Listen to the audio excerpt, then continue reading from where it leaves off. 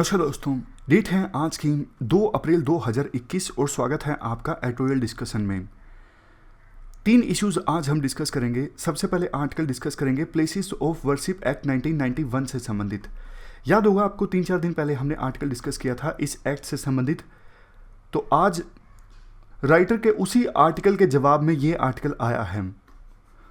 3-4 दिन पहले जो हमने आर्टिकल डिस्कस किया था उनका ये मानना था ये एक्ट बहुत अच्छा है और सुप्रीम कोर्ट ने इस एक्ट के अगेंस्ट पिटीशन में सेंट्रल गवर्नमेंट से जो जवाब मांगा है वो गलत है। लेकिन आज इस आर्टिकल में राइटर इस एक्ट के अगेंस्ट बोलते हैं। दूसरा आर्टिकल हम डिस्कस करेंगे प्लास्टिक के एक टाइप पीईटी से संबंधित और प्लास्टिक वेस्ट मैनेजमेंट से संबंधित, ये लाइमिट का आर्टिकल है। और तीसरे नंबर पे आर्टिकल हम डिस्कस करेंगे कल का जो हमारा छूटा हुआ है यूनियन फाइनेंस कमीशन से संबंधित जो आर्टिकल था उससे 3-4 पॉइंट्स हमें एक्सट्रैक्ट करने थे, वो हम डिस्कस करेंगे। और नीचे ये जो आर्टिकल हैं इसमें 2-3 पॉइंट इंपॉर्टेंट है, आपको बता देता हूँ। देखो, हांगकांग के बारे में आपको पता है कि हांगकांग चाइना का एक स्पेशली एडमिनिस्ट्रेटिव रीजन है। 1997 से पहले तक यूके के पास हुआ करता था। यूके ने 1997 में दे दिया था इसे चाइना को। वहाँ पे अभी तक 1 कंट्री 2 सिस्टम के हिसाब से गवर्नेंस होती थी, यानी हांगकांग के लोगों को काफ़ी सारे राइट्स थे जो मेनलैंड चाइना के लोगों को नहीं थे, जैसे राइट टू प्रोटेस्ट, ये सब।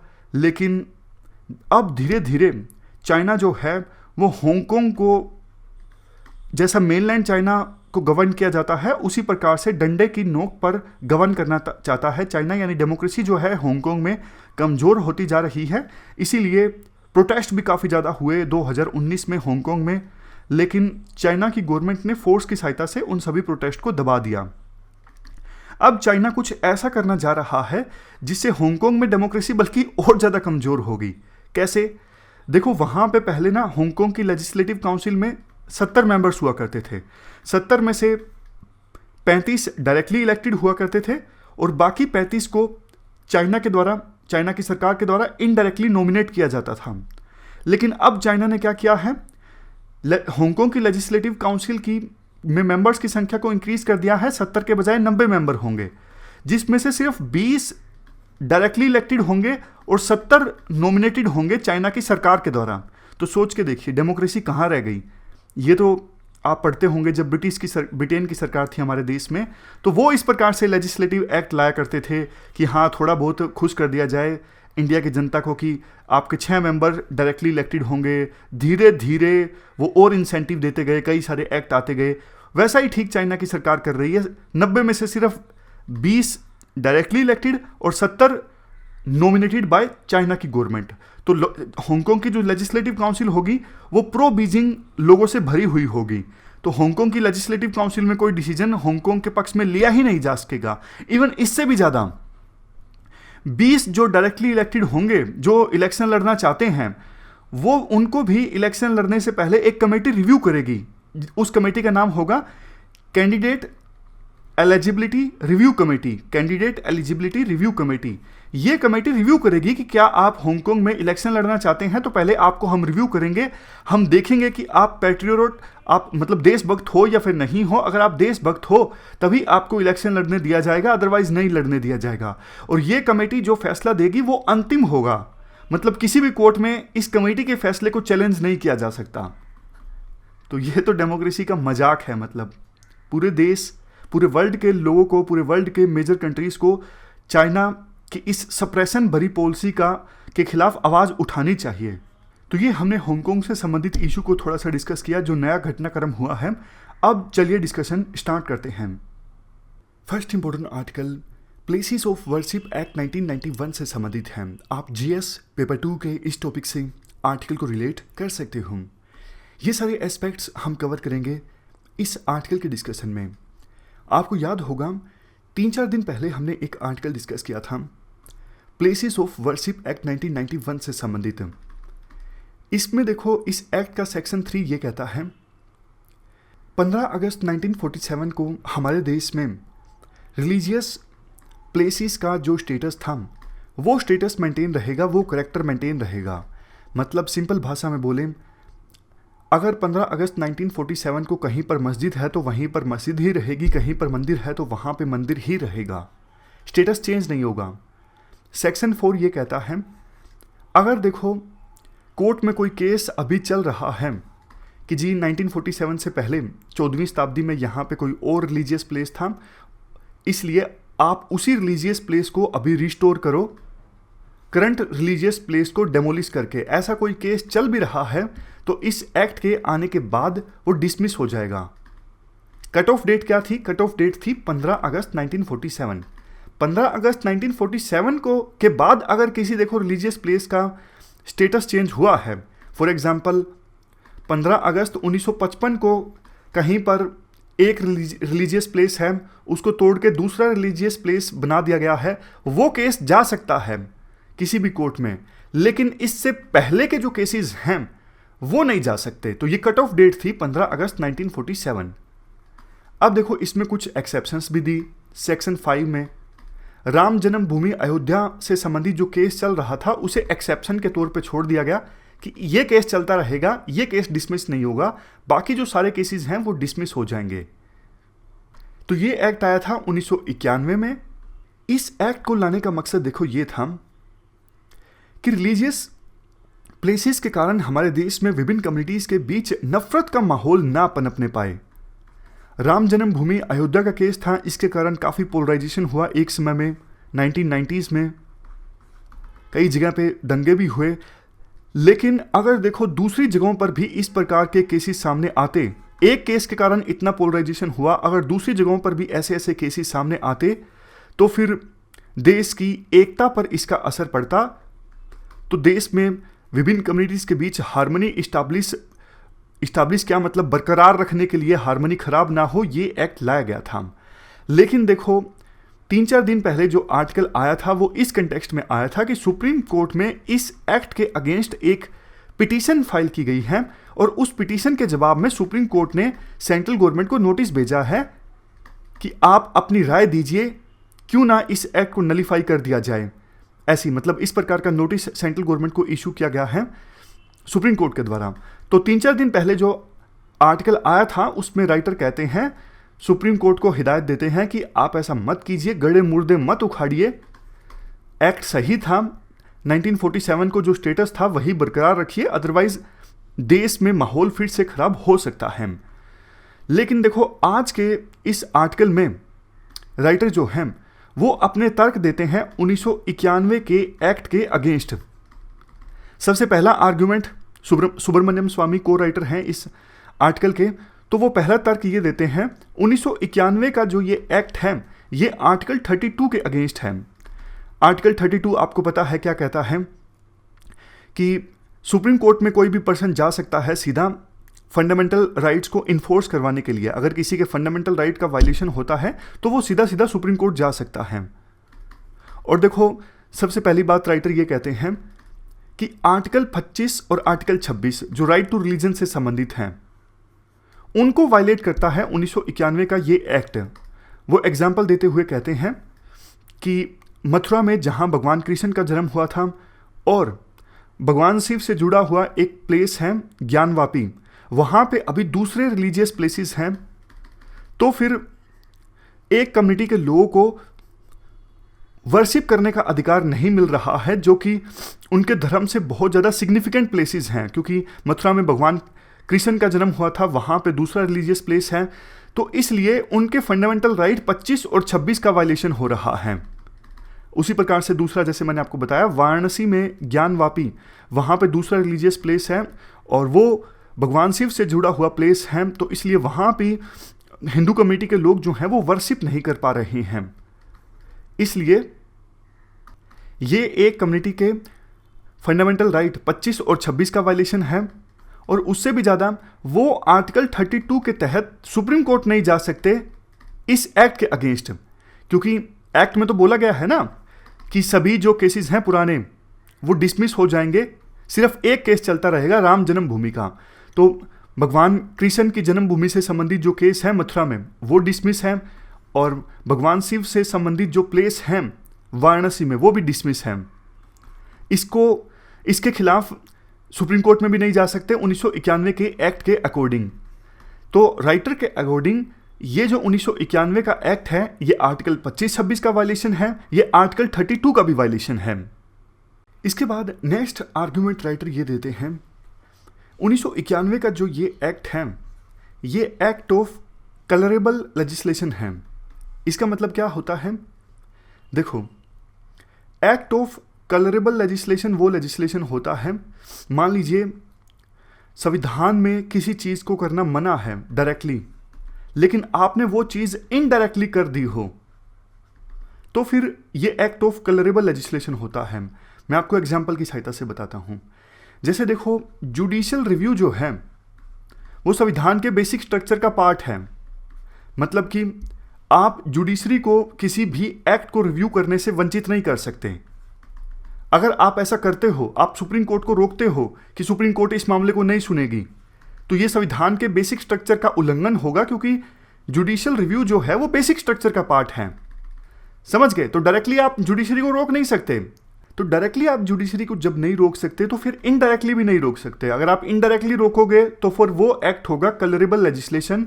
और 1991 के इस एक्ट में, जो प्लेसेस ऑफ वर्शिप एक्ट है, इस एक्ट में इनडायरेक्टली जुडिशरी को रोका जा रहा है रिव्यू करने से किसी केस को। तो इसीलिए 1991 का जो ये एक्ट है, प्लेसेस ऑफ वर्शिप एक्ट, वो राइटर के अनुसार ये एक कलरेबल लेजिस्लेशन है। इसके बाद राइटर ये बोलते हैं 1991 का जो ये एक्ट है वो संविधान के प्रियम्बल के भी अगेंस्ट है। संविधान के प्रियम्बल में इंपॉर्टेंस दी गई है liberty of belief, faith and worship to all citizens को, लेकिन प्रियम्बल की भावनाओं को आहत करता है 1991 का ये एक्ट। आर्टिकल 25 और 26 के अगेंस्ट है, ये तो हम डिस्कस कर ही चुके हैं। लास्ट में राइटर अपने व्यू को सपोर्ट करने के लिए दो और आर्ग्यूमेंट्स देते हैं। एक तो देखो, राइटर कहते हैं 1994 की जो इस्माइल फारूकी जजमेंट है उसमें सुप्रीम कोर्ट ने ये कहा था मस्जिद जो है वो रिलीजन ऑफ इस्लाम का एसेंशियल पार्ट नहीं है। नमाज कहीं भी अदा की जा सकती है किसी भी प्लेटफॉर्म पर।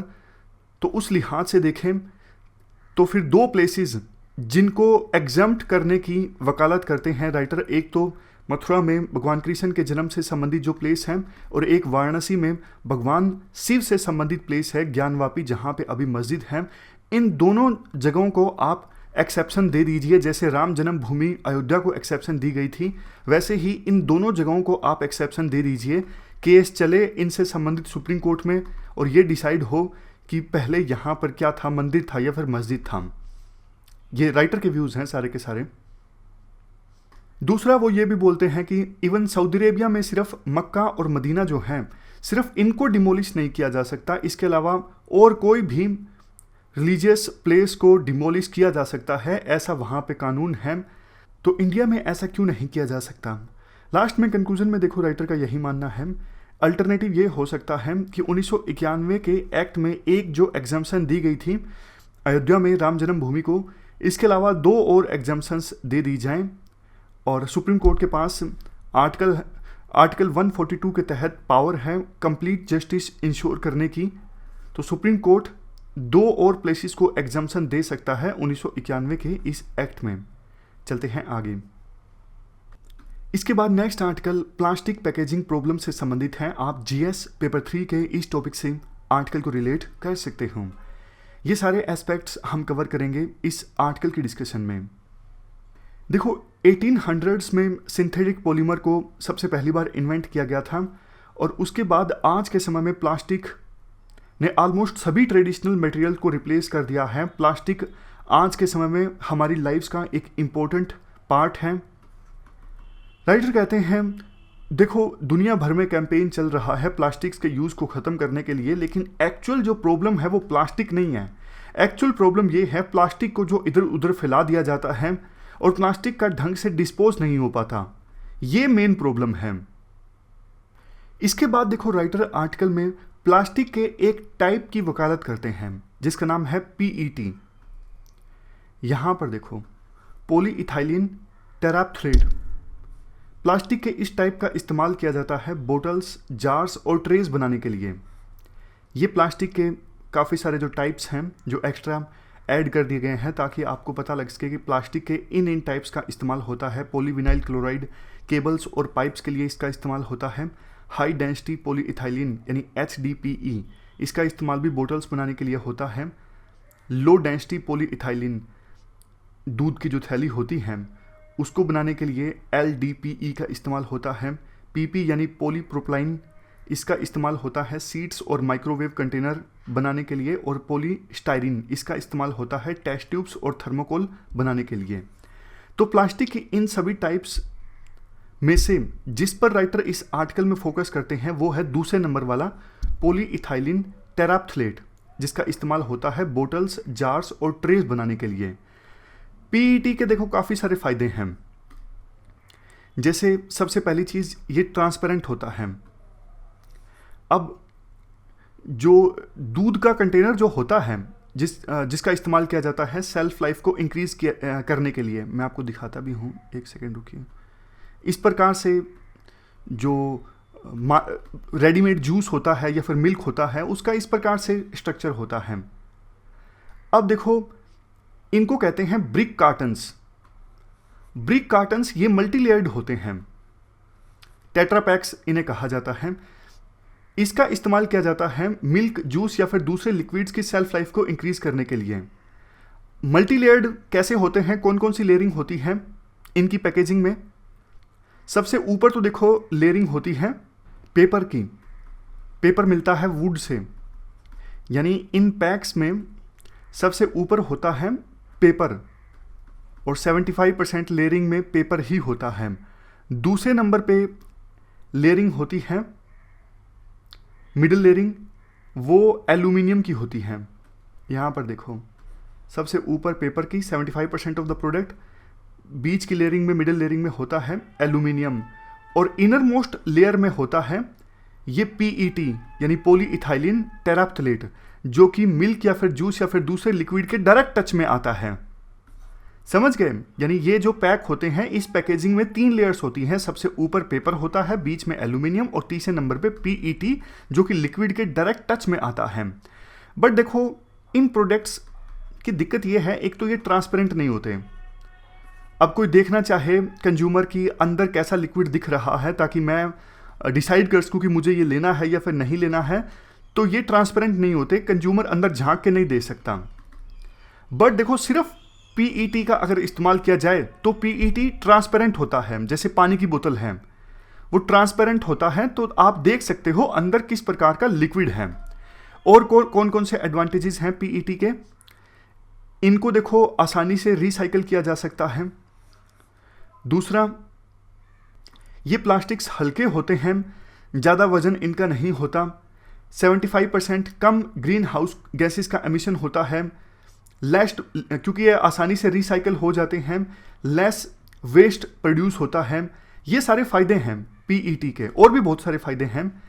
ये हाई क्वालिटी यूज प्लास्टिक है और सिर्फ एक ही सिंगल पॉलीमर से बना होता है, इसलिए आसानी से रिसाइकल किया जा सकता है। ऑलमोस्ट 90% इनकी रिसाइकलिंग रेट है, मतलब जितने ये प्लास्टिक होते हैं PET वाले उनमें से 90% को रिसाइकल कर लिया जाता है। एनर्जी एफिशिएंट पैकेजिंग मटेरियल है। रॉ मटेरियल भी जो ड्राइव किए जाते हैं वो नेचुरल गैस और क्रूड ऑयल से किए जाते हैं। सस्टेनेबिलिटी इनकी काफ़ी ज़्यादा है और ये स्ट्रॉन्ग, क्लियर, ट्रांसपेरेंट है, लाइट वेट प्लास्टिक है। इसके अलावा एफिशिएंट गैस बैरियर परफॉर्मेंस है, मतलब गैस भी पास नहीं हो सकती या फिर बहुत कम लेवल में पास होती है। एफिशिएंट इनकी परफॉर्मेंस है गैस को रोकने की दिशा में। तो कुल मिला के ये जो प्लास्टिक का टाइप है PET, इसकी खुल के तारीफ की जाती है राइटर के द्वारा इस आर्टिकल में। इसके लिए वेरियस कमेटीज़ का भी सहारा लिया जाता है। जैसे NGT ने हाल ही में डिक्लेयर किया कि फार्मास्यूटिकल प्रोडक्ट्स के लिए अगर PET बोतल का इस्तेमाल किया जाता है तो वो सेफ है। इसके अलावा 2015 में हेल्थ मिनिस्ट्री के द्वारा एक एक्सपर्ट कमेटी गठित की गई थी former secretary of department of biotechnology late MK Bhan की अध्यक्षता में, जिसने NGT को अपनी रिपोर्ट सबमिट की और जिसमें कहा कि कोई ऐसा एविडेंस नहीं मिलता है जिससे ये पता लग सके कि PET प्लास्टिक बोतल में अगर कोई लिक्विड है तो वो लिक्विड स्पॉइल हो प्लास्टिक की वजह से। मतलब PET प्लास्टिक से इतने ज़्यादा केमिकल्स रिलीज़ नहीं होते हैं कि वो केमिकल रिलीज़ होकर पानी में या फिर दूसरे लिक्विड में मिल जाए और फिर ये पर्सन की सेहत के लिए खतरनाक हो जो उस बोतल के प्रोडक्ट का इस्तेमाल कर रहा है। यानी लीचिंग ज़्यादा नहीं होती है पीईटी प्लास्टिक से। लीचिंग अगर ज़्यादा हो हार्मफुल केमिकल्स की, तो फिर तो हार्मफुल केमिकल्स मिल जाएंगे ना बोतल के अंदर जो प्रोडक्ट है, तो फिर वो प्रोडक्ट पीने योग्य नहीं रहेगा। लेकिन इस कमेटी ने कहा था कि पीईटी बोतल से हार्मफुल केमिकल्स की ज़्यादा लीचिंग होती नहीं है। इसके बाद राइटर कहते हैं इवन कोविड-19 की महामारी के दौरान भी काफ़ी सारे प्रोडक्ट्स के लिए पीईटी पैकेजिंग का इस्तेमाल किया गया, जैसे blood collection tubes, bottles for sanitisers, Ayurvedic preparations, water food containers. PET recycling business जो है वो हमारे देश में वो हर साल 3500 करोड़ का है। इवन 2015 के वर्ल्ड कप में इंडिया की क्रिकेट टीम ने जो कपड़े पहने थे वो पीईटी बोतल से रिसाइकल होने वाले प्रोडक्ट से बने थे। अभी भी जो करंट जर्सी है इंडियन क्रिकेट टीम की वो पीईटी रिसाइकल होकर जो मटेरियल मिला है उससे बनी है। तो ये सारे आर्गुमेंट्स देने के बाद, मतलब ये पूरा आर्टिकल अभी आपने समझ लिया कि राइटर कहते हैं हर एक प्लास्टिक बुरा नहीं है, पीईटी जो प्लास्टिक का टाइप है इसका इस्तेमाल किया जा सकता है, पीईटी प्लास्टिक के काफ़ी फायदे हैं। बट इसके साथ साथ राइटर ये कहते हैं सरकार को देखो और भी बातों पे ध्यान रखने की आवश्यकता है ताकि अच्छे से प्लास्टिक का यूज किया जा सके। इसके लिए गवर्नमेंट और फूड पैकेजिंग इंडस्ट्री को मिलकर काम करना होगा ताकि सस्टेनेबल वेस्ट मैनेजमेंट मॉडल्स को अपनाया जा सके पैकेजिंग मटेरियल के लिए। एक स्ट्रेटजी है देखो extended labour responsibility. Extended labour responsibility, इसके बारे में यूपीएससी ने क्वेश्चन भी पूछा 2019 में। ये रिस्पॉन्सिबिलिटी कहती है कि प्रोडक्ट के पैकेजिंग से लेके प्रोडक्ट कंज्यूमर तक जाना, बाद में कंज्यूमर से उसकी पैकेजिंग, प्रोडक्ट तो कंज्यूमर कंज्यूम कर लेगा लेकिन उसकी जो प्लास्टिक है वो कंज्यूमर से कलेक्ट करना, बाद में उसको उसकी वेस्ट मैनेजमेंट करना या फिर डिस्पोज करना, सारी की सारी जो जिम्मेदारी है वो किसकी है? वो प्रोड्यूसर की है। जैसे लेज हैं, लेज कंपनी लेज बनाती है, तो जिस पैकेट में वो लेज होते हैं वो तो देखो कंज्यूमर कंज्यूम कर लेगा, फेंक देगा इधर उधर, मतलब कूड़ेदान में। तो वो सारे उन लेज के पैकेट्स को बाद में इकट्ठा करना, उनको रिसाइकल करना या फिर उस वेस्ट को डिस्पोज करना, पूरे लाइफ टाइम में ये लेज की जो पैकेजिंग है उसकी जिम्मेदारी जो है किसकी है? वो लेज कंपनी की है। ये है एक्सटेंडेड प्रोड्यूसर रिस्पॉन्सिबिलिटी यानी ईपीआर।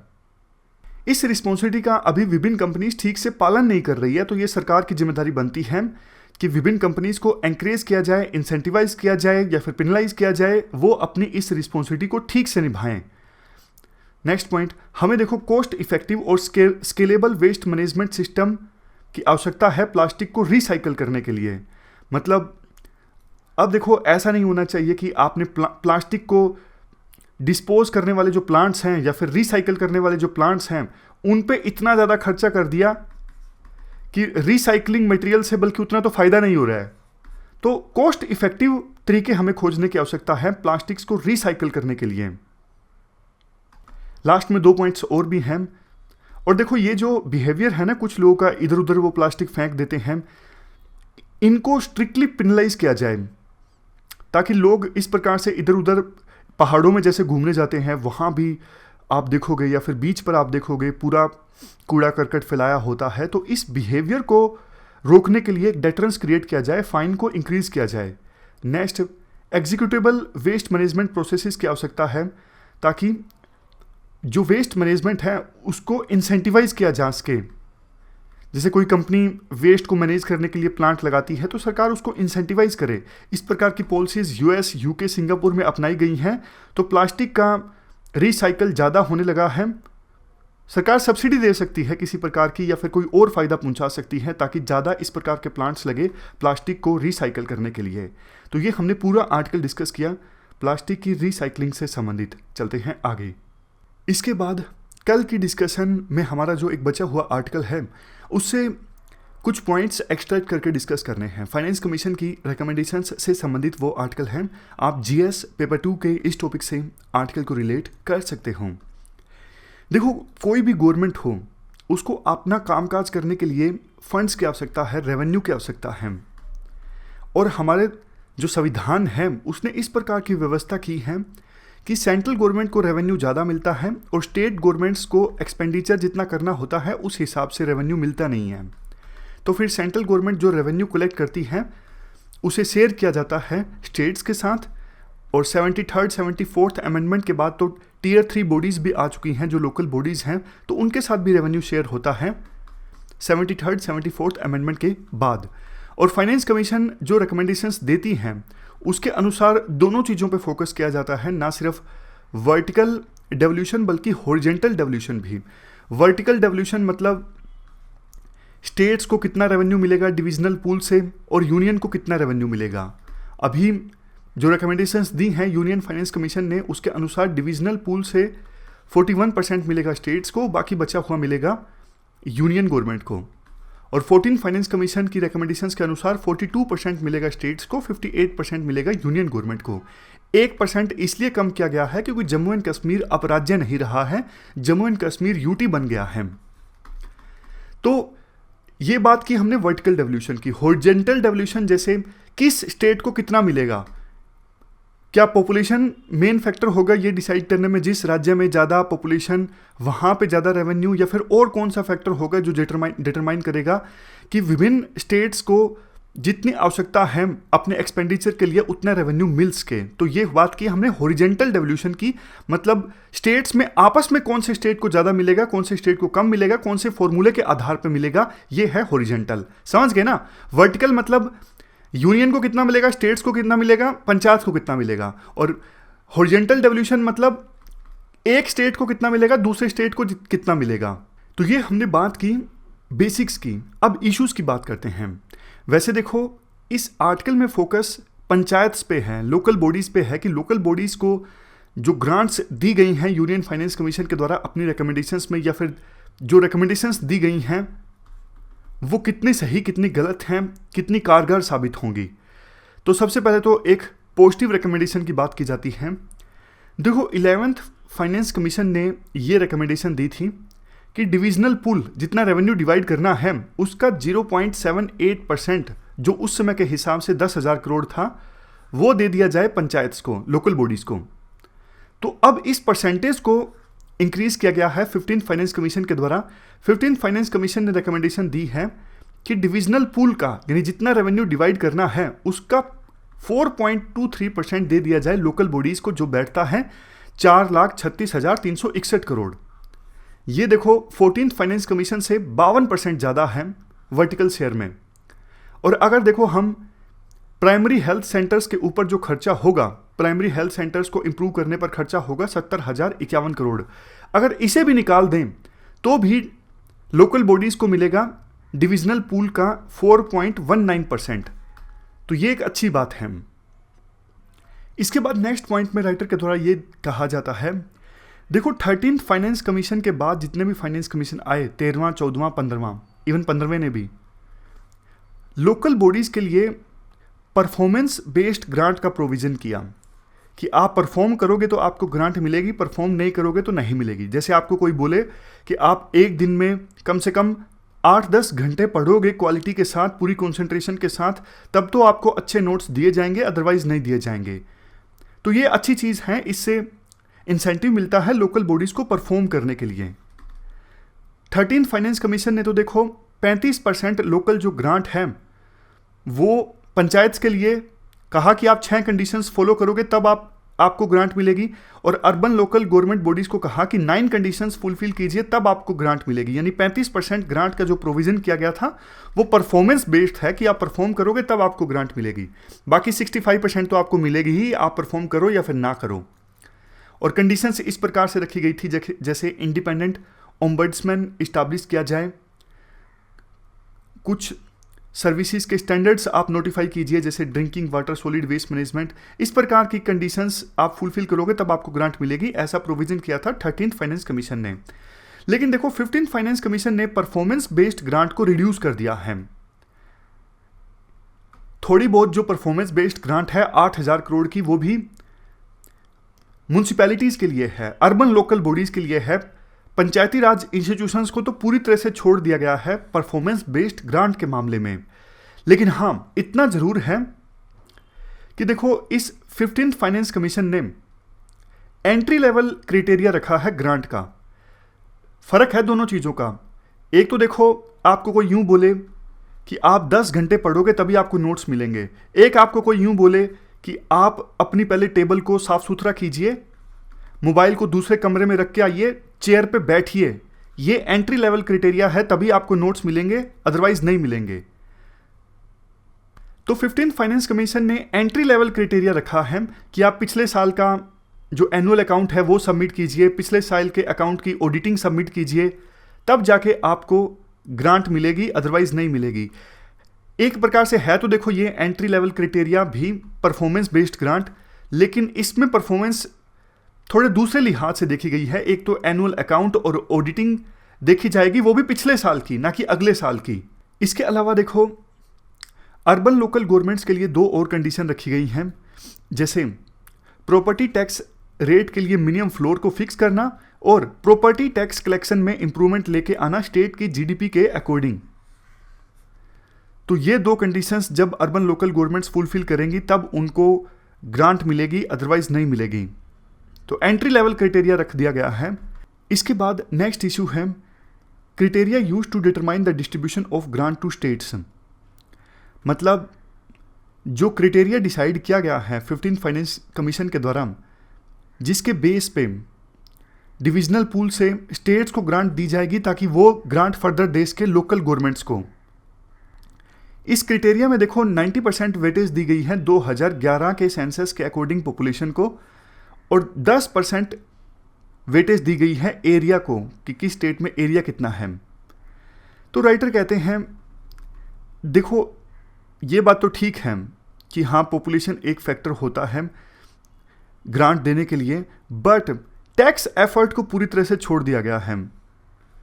टैक्स एफर्ट मतलब किस स्टेट ने कितने एफर्ट्स लगाए हैं टैक्स कलेक्शन में, उस चीज़ को इंसेंटिवाइज करना चाहिए ताकि विभिन्न स्टेट्स या फिर पंचायत और एफर्ट्स लगाएं रेवेन्यू को कलेक्ट करने के लिए। तो ये एक इम्पोर्टेंट फैक्टर होना चाहिए था ग्रांट्स के मामले में, लेकिन इसको कंसिडर नहीं किया गया, इसे छोड़ना, इससे तो डिपेंडेंसी को इंसेंटिवाइज करने वाली बात हो गई। आप कुछ भी मत कीजिए फिर भी आपको ग्रांट मिल ही जाएगी, आप कितने भी इनएफिशिएंट हो टैक्स कलेक्शन में फिर भी आपको ग्रांट मिल ही जाएगी। आपकी बिल्कुल अकाउंटेबिलिटी नहीं है कि आपने कितना कलेक्ट किया, जो भी रेवेन्यू आपको कम मिल रहा है आपको सेंट्रल गवर्नमेंट से मिल जाएगा। तो ये सब चीज़ें जो हैं वो इंसेंटिवाइज होती हैं अगर आप टैक्स एफर्ट को काउंट नहीं करते कितनी ग्रांट मिलेगी किस स्टेट को, ये डिसाइड करने में। तो ये कुछ पॉइंट्स हमने एक्स्ट्रा करके डिस्कस किए 15th फाइनेंस कमीशन की रिकमेंडेशंस से। हमारी आज की इस डिस्कशन में इतना ही है। आज हमने 3 इश्यूज़ को डिस्कस किया। Thank you very much for discussion.